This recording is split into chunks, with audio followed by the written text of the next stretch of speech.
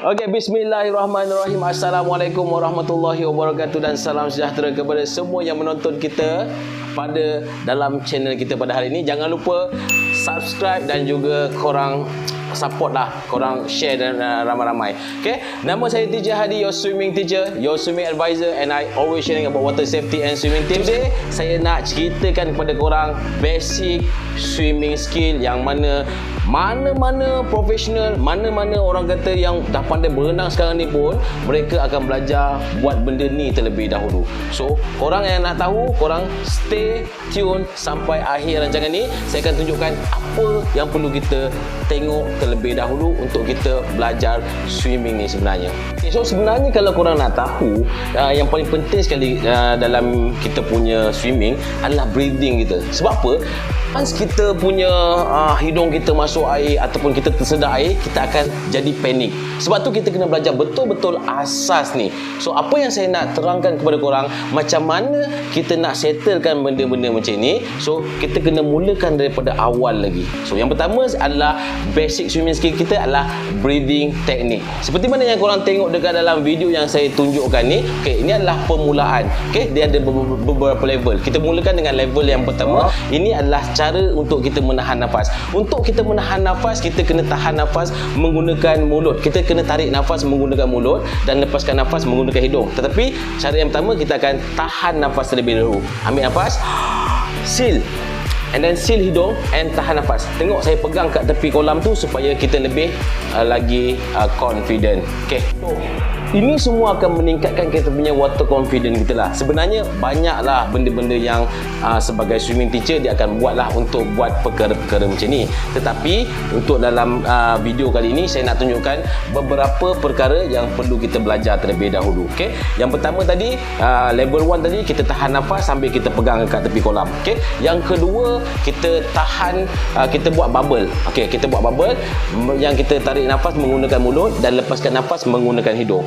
Sambil kita pegang tepi kolam dulu. Okey, kita pegang tepi kolam dan kita buat. Kita pegang tepi kolam dan kita buat. Okey, selepas kita dah rasa dah okey sikit, dah rasa dah lebih orang kata confident, kita cuba buat dekat tengah kolam sikit, tapi pastikan keselamatan kita lah. Jangan cari kolam-kolam yang dalam. Okey, pastikan kita buat dekat dalam kolam yang kita in control diri kita. Kita boleh berdiri. Okey, so kita buat macam ni. Kita tahan nafas tanpa kita pegang tepi kolam. Okey, ambil nafas dulu, tahan, and then korang duduk dekat dalam kolam. Alright, so kemudian buat bubble pula. Ambil nafas and then korang buat bubble. Ambil nafas, korang buat perkara ni beberapa kali, banyak kali supaya dia boleh meningkatkan kita punya water confidence kita. So this is sangat-sangat penting kerana inilah yang akan kita gunakan semasa kita buat breathing, semasa kita buat turning, ambil nafas ketika kita berenang. So perkara-perkara macam ni kita kena belajar, kita kena capture awal-awal terlebih dahulu. Ini asas kepada kita nak berenang. Okay? Kepada mereka yang menonton kita secara kata video pada kali ini, jangan lupa korang kongsikan perkara-perkara macam ni kepada kawan-kawan korang. Mungkin mereka tercari-cari video yang macam ni, penerangan yang macam ni supaya mereka faham. Tak adalah mereka datang je, okay, ajarkan saya berenang yang macam Olimpik. Tak ada. Ada dia punya step-step dia yang perlu kita belajar. Kau nak suruh aku cakap esok ke? Okay. Sebenarnya daripada apa yang kita belajar, tahan nafas dan juga bubble ni je, banyak kita boleh belajar daripadanya. Okey, yang pertama kita boleh belajar untuk terapungkan badan kita. Okey, so sebagai dekat dalam video ni korang tengok kita tengah terapungkan badan kita. Macam mana kita buat? Kita tarik nafas dan kita biarkan kita punya paru-paru kita ni jadi sebagai agent kita punya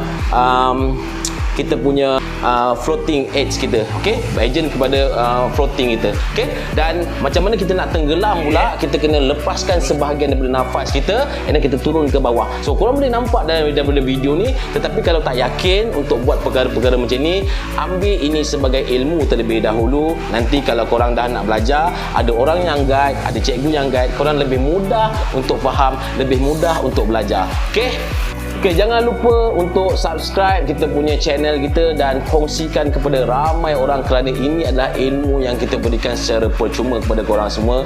Saya sangat yakin dan percaya sekiranya ramai orang yang tahu tentang perkara ini, kita boleh landaikan kadar kelemasan dekat Malaysia. Kita boleh orang kata kurangkan kadar kelemasan dekat Malaysia. Sebab saya tak nak lagi tengok orang kita ada yang lemas disebabkan kurangnya, dangkalnya pengetahuan tentang renangan. Jangan lupa subscribe.